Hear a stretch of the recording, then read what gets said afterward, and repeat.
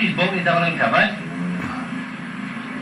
in case we ever have a rollover, it's all nice and safe, we don't get any acid tipped anyway. Water pipes running off the engine. The radiator's in the back, we'll show you that later. Basically it's just an old strip down. Radiator comes off the front, goes in the back of the car. Everything's gone, all the wires are gone, all the heaters are gone. Take all the little things off like the windscreen washers, they gotta go. Everything. Break down the air filter. The more room you can get in here, the better.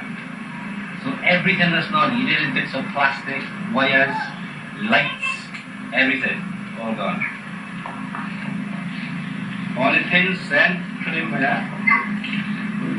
Just go through the bonnet. Under there, and under there. That's held in place then. The little locks. Everything, it's just a complete strip of everything you don't need.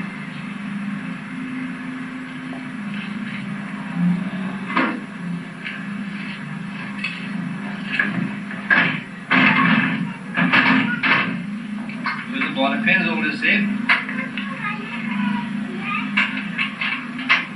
In a corner then, up by that, with a well done what we call corner plates, which is just like a triangular piece of metal.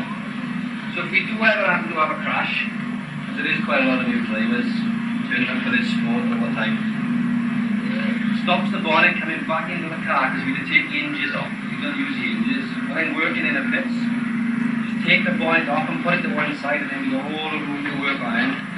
Little things like the bonnet out of the way helps a lot. We cover the front end, all the front end, saves all the, because it's a dirt track, it saves all the muck and everything going in the engine. It's easier to work on it when it's nice and clean. Right. Then the wheel up, you can see.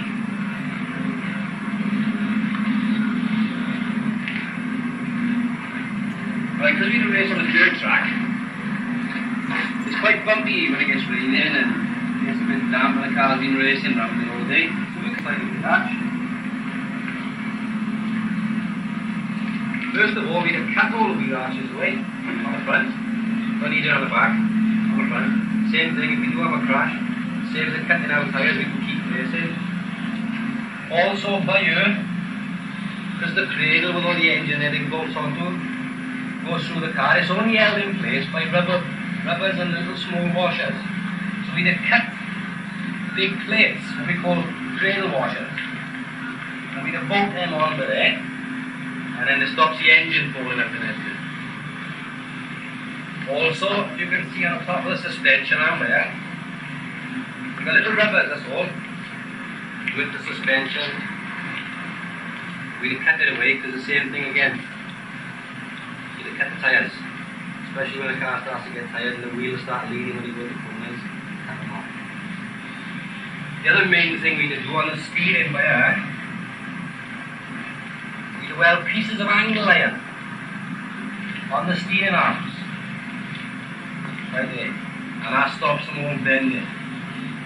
Little things like that you've got to do, because if you don't, you just have trouble on the thing.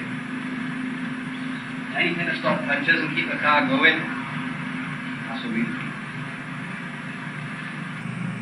Wire mesh on the front stops any things like bits of pieces of cars flying at you when you're racing on the track. Also it breaks down the dirt being flicked up off other cars.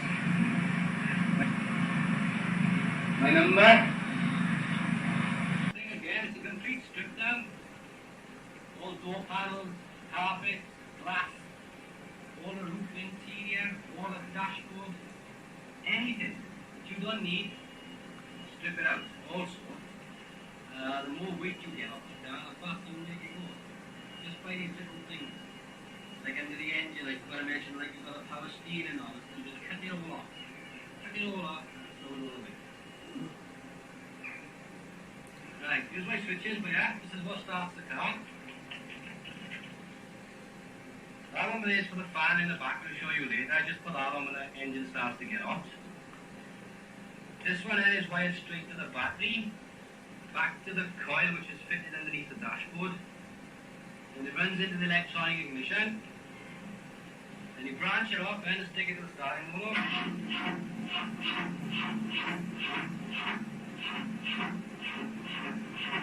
And that's what helps it start.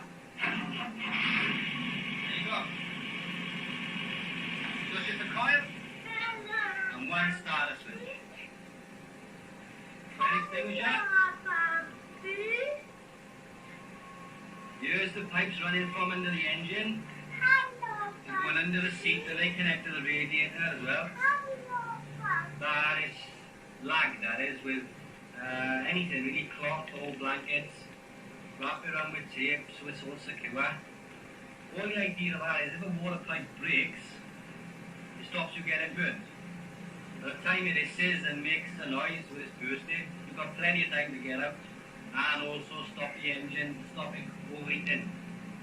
Because obviously if a water pipe breaks, you've got a water circle in it. Here's my cage.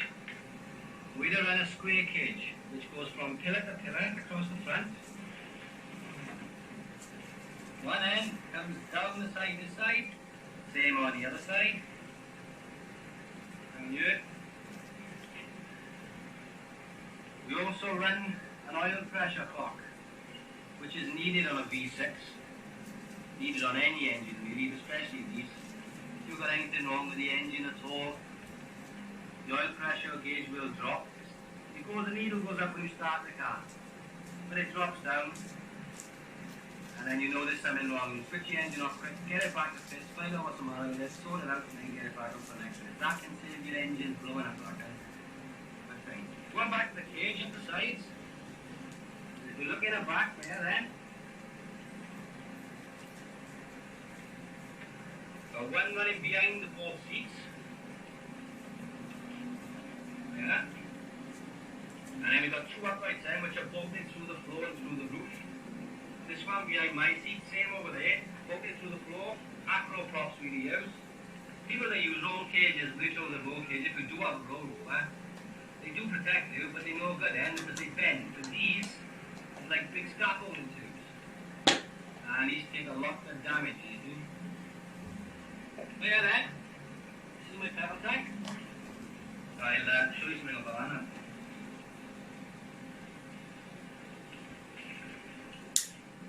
Turned in away from the side of the car, just in case you've got somebody who might run into the side of it. It's all nice and safe, it's out of the way up there.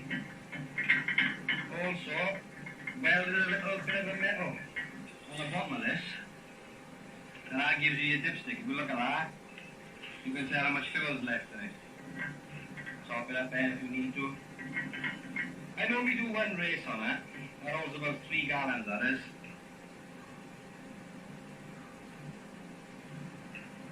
Also in the front as well. Down on the floor over there, I put a plate in for the passenger. A lot of people don't bother, they don't bother doing that for the stuff we do. But it's just a nice little plate. And that's something nice and solid tread plate I'd use. Bolted through the bulkhead and through the floor. That stops my passenger get a bit nervous, we get a bit close to cars and stuff, going into corners and we go in a bit. Then he got his feet resting on here all the time. Because it's nice and flat, he can just tense his legs a little bit and it gives you a little bit of comfort instead of trying to reach for the floor when you need it. Everything is inside the car, like I said, the coil, all the electric wire and everything, all inside the car. I try not to run anything under the car because it does get a bit bumpy, it'll rip wires off and what have you, but it's all nice and safe in there. Right, there's the radiator.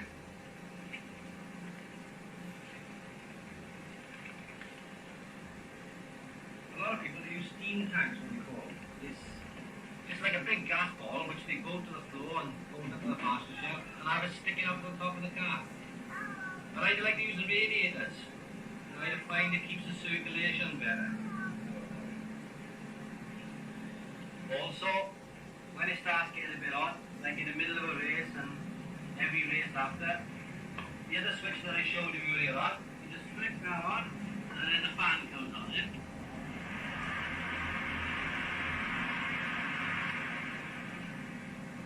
which helps to cool it down.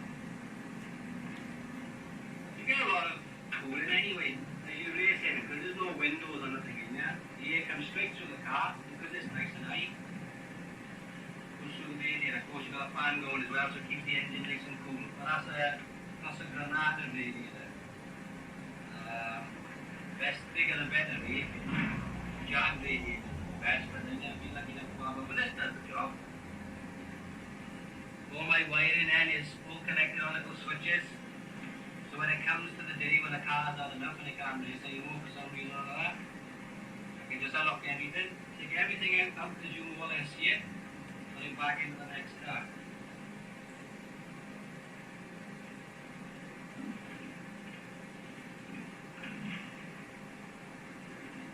Inside you notice everything is stripped, every little clip is gone, every little bit of plastic is gone. Quite a lot of people don't spend enough time on their cars, but it's all safe at the end of the day. Got nothing hanging out, any little jagged edge, cut it off, smooth it down.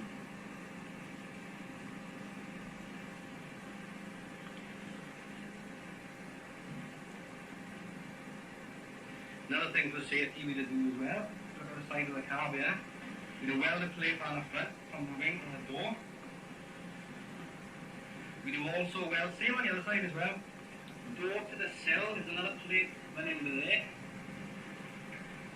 Another plate there between the two doors. And it's over the back. We do get a side impact. Not only have I got all that stuff and it's protecting me, but that also stops the car from bending. It's better to have the car slide away from the other car than having it bending and being a danger.